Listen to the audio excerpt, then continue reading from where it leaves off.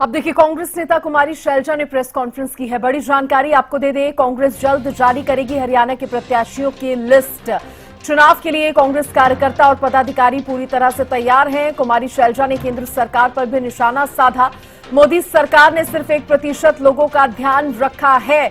हरियाणा की सभी सीटों पर इंडी गठबंधन की जीत होगी। तमाम बातें कुमारी शैलजा की तरफ से कही गई। इसके साथ ही उन्होंने कहा, हरियाणा में चेहरा बदलने से कोई फर्क नहीं पड़ेगा। सिरसा से चुनाव लड़ने के सवाल पर कुमारी शैलजा ने कहा, पार्टी नेतृत्व जो जिम्मेदारी देगा उसको निभाऊंगी।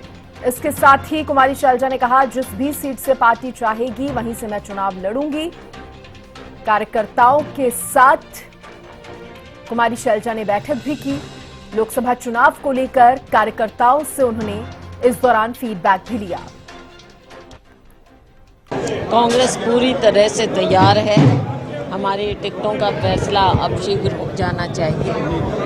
जनता तैयार है, वर्कर तैयार हैं और जैसे ही फैसला होगा सभी लोग चुनावी मैदान में कूदकर घर घर जाकर कांग्रेस पार्टी को सफल बनाएंगे। हमारी सरकार आएगी, हम हर वर्ग की खुशहाली के लिए कार्य करेंगे।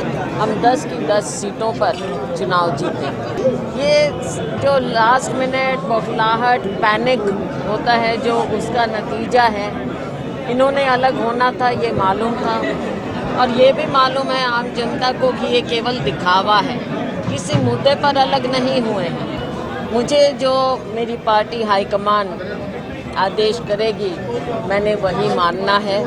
हमेशा मैंने पार्टी का माना।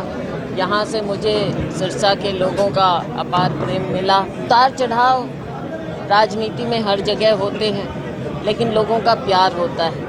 अम्बाला के लोगों का भी प्यार है, सिरसा के लोगों का भी प्यार है।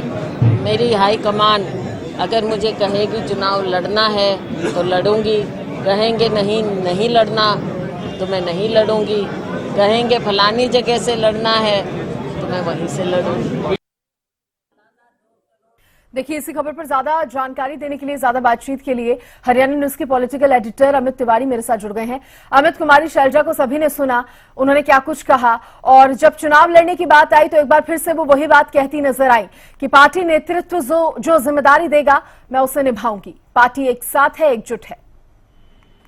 देखिए दृष्टि, लगातार कांग्रेस की जो कैंडिडेट उतारने की बात है उसको लेकर कई तरह की कयास और चर्चाएं लगाई जा रही हैं और लगातार कांग्रेस के नेता यही बात कह रहे हैं कि जल्द से जल्द लिस्ट जारी हो जाएगी। आज कुमारी शैलजा भी सिरसा पहुंची थी और देखिए उनका न केवल वे खुद चुनाव लड़ती रही हैं, सिरसा से जीता भी है उन्होंने और उनके पिता भी यहाँ से चुनाव जीते थे और एक तरह से उनका बड़ा लगाव सिरसा से रहा है और ऐसे में कार्यकर्ता भी चाहते हैं कि कुमारी शैलजा सिरसा से चुनाव लड़े।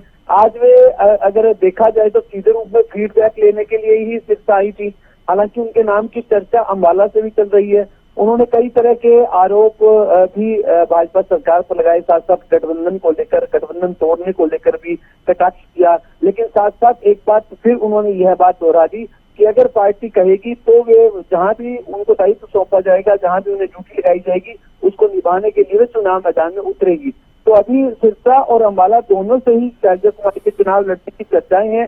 देखने वाली बात है कि पार्टी कहां उन्हें उतारती है चुनाव मैदान में, लेकिन यह तय है कि अगर सिरसा में शैलजा कुमारी आती हैं तो निश्चित रूप से इस क्षेत्र के चुनावी समीकरण काफी जो हॉट सीट बन जाएगी और मुकाबला काफी कड़ा हो जाएगा। जी बिल्कुल, मुकाबला कड़ा देखने को तो मिलेगा ही। इसके साथ ही अमित, कुमारी शैलजा यहाँ पर एक बार फिर से सरकार पर निशाना साधती हुई नजर आई और एक बार फिर उन्होंने कह दिया कि जनता सब जान गई है और बदलाव होगा इस बार हरियाणा में।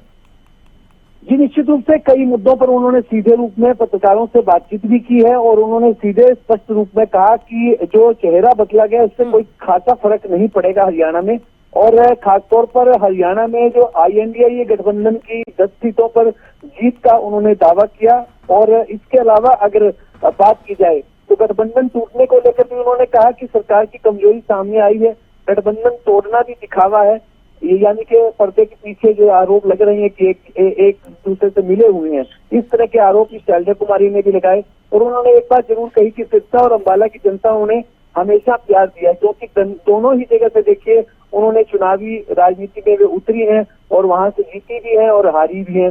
तो ऐसे में अभी कयास यही लग रहे हैं कि सिरसा से लड़ेंगी या अम्बाला से लड़ेगी। खासतौर पर विपक्षी नेताओं पर ईडी की कार्रवाई को लेकर भी उन्होंने सरकार पर हमला बोला और कहा कि भाजपा में जाने वालों के जो ईडी के मामले हैं और पुराने जो मामले हैं वो खत्म हो जाते हैं और जब भाजपा में नहीं जाते तो ईडी की कार्रवाई शुरू हो जाती है। इस तरह के आरोप भी उन्होंने लगाई। जी सृष्टि।